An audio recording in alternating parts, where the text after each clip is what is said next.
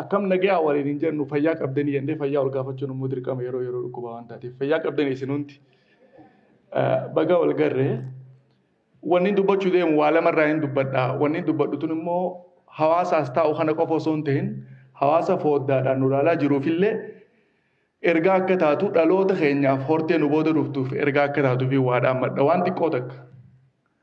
Oromoo jechuun maali? Oromiyaanoo maali? Eessaa? Gaafii lamaan tana qofa. Oromoo jechuun maali? Oromiyaan eessaa? Waan joorraa hin dubbadhu. Oromiyaan biyya Oromooti. Oromiyaanii guddinnisii dhiifamaa deero. Guddinnisii kaaree kiiloomeetira 600 Oromiyaan. Oromiyaan guddinaan Faransaay, Xaaliyaan, Switzerlaandii fi Beeljiyeem yoo walitti ida'an Oromiyaa hin gahan. Biyyi afran Awurooppaatu yoo walii ida'amtellee Oromiyaan geessu. Oromiyaan tana xiqqeessa nuti immoo biyyaa jennee falmanna. Oromiyaan tana kaabaan uummata Agaw, Amaaraa fi Tigreedhaan marfamti. Kibbaan Keeniyaa fi Soomaaliyaa uummata kibbaatiin marfamti. Bahaan Affarii fi Soomaaliidhaan marfamti. Dhihaan immoo Banishaangul, Gaambeellaa fi Suudaaniin marfamti Oromiyaan. Hanqana himachuu danda'u qaba dhaloonni keenya Oromiyaan maalii gaafa jenne jechuudha. Oromoon maalii gaafa jenne immoo Oromoon nama tokko horteen Oromoo jedhamtu tun hundinuu irraa dhufti. Inni ilma xabbooti. Oromoo haxabbooti. Xabboo, waaqoo, daadhii, uttee, bittee, walaabu, jillicha. Dawaarii, oofaa, sharaa, haad, rooboo, doorii, xabboo, moormoor, maamma, warar, waayif, dhawudaa, marri, galaan, waadoo, shunkur, jeebu, battaan, nawbaan ka nabiy Allah nuuhi. Nabi Nuh lamaak ka yarat ka makleel ka anuk ka anush ka shiis ka Adam ka biyyeen ta bishaaniitii ija Oromoon. Bishaan san Oromoon walaabu jee yaama. Maqaa qabaaf. Bishaan san irraa addunyaan tun hundi uumamtee jee yaamate jechuudha Oromoon. Hidda qaba haala kaawwatu jechuudha Oromoo gisee jennu.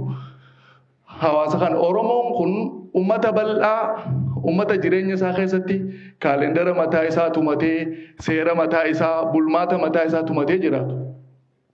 Osoo addunyaan gaafa ilma namaa gabra godhattu, hagaa irratti Oromoon ni gabroomee nama gabroonfatee beeku gabratti illee nama Oromoon lolallee yoo deebi'e yoo nama booji'e ilma godhata malee gabran godhatu.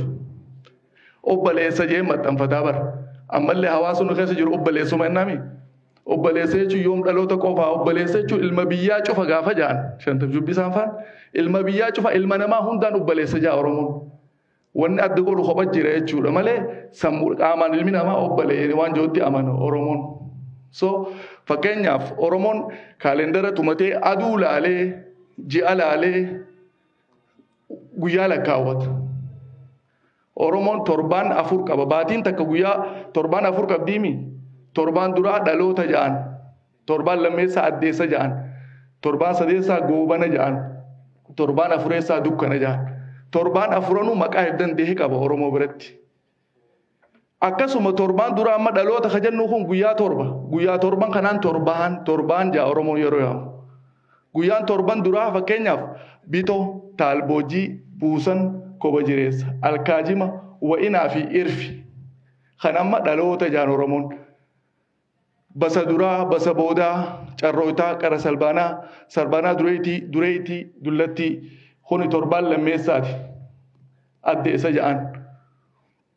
Torbaan sadeessaa qardaaduma kurbicha. Soonsa, ruruma, lumaasaa, ruwaadaa, qadaadana jeeti torbaan sadeessaati kunis goobana ja'an jechuudha.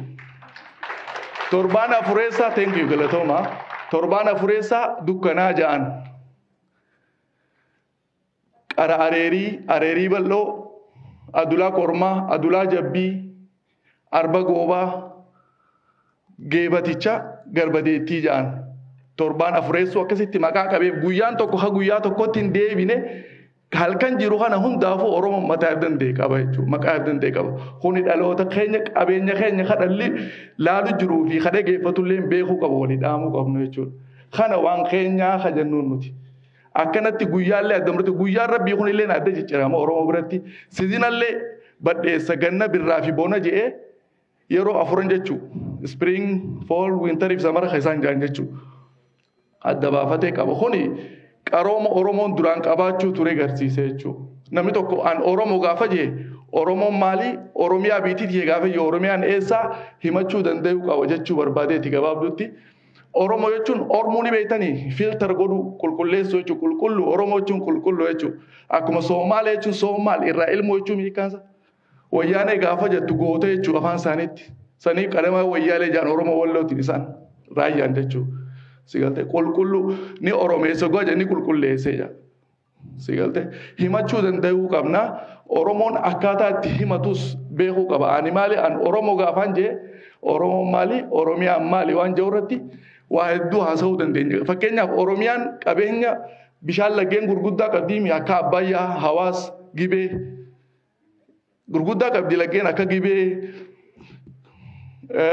haroo qabdi haroo xixiqqishoo ammas sigalte haroolee akka Laangaanoo, Abjaataa, Zuwaaya, Haramaayaa, Araaddeellee, Harayaa Abataa sigalte haroolee hedduu maqaa dha'uun ni danda'ama. Gaarreen isii amma gaarreen akka gaara mul'ata Harargeetti argamu gaara Baatuu Baaleetti argamu gaara Gaarii Arsiitti argamu gaara Walal Wallaggeetti argamu qabeenya Oromoo gurguddaa bineensarraa akka Arbaa Leenca Qeereensa Sattawwaa Weenni Qalamee Yeeyyii Waraabessaan qabi hundinuu yeeyyiin jeedalli diimtuun Oromiyaa qofatti argamti ni beektanii kana addunyaarraa jeedalli diimtuun qabeenya Oromiyaati himachuu danda'uu qabna jechuudha alaan ala qofa osoo hin ta'in maalummaa fi beekuu waan guddaadha maaliif yeroo hedduu wanni ani jedhu maali waan beektu wallaalii waan jootan dheessuu qabnu nuti wanni beeknu waan qabeenya qabnu kana waan ta'e Oromummaan nutiif jireenya keenya waa hundi Oromummaa booda nutiif so Oromummaa tana waan madaalluun hin qabnu Oromoon wanni tokko jennuunifis tokkorraa waan dhufee lakkaawwatuufi wantoonni amma hime kuni akka xiqqaatti waa laalamu miti namni immoo afaanitti warra as taa'ee dhageeffachuu jirus warri foddaa televezyiinaatti ilaalu jirus dhalootaaf dabarsee dhaloonni ilmaan keenya beekuu danda'uu qaba waan kana.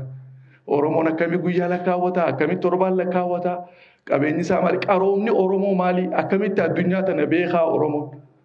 Waa hedduu jira sirna gadaa qaba Oromoon gadaa duratti sirna akkootii ture dhalaaleedhaaniif bulchuu ture. Sirna san fixeeti bira kutee sirna gadaa fidee gadaallee oofee ilaa ammatti ittiin jira. Sigalte kana himuuf yeroo dheeraa fixa yeroon gabaabduudha tanaa kan namte hanqanumatti isin irraa gabaabsaa galatooma ulfaadhaa isin jedha.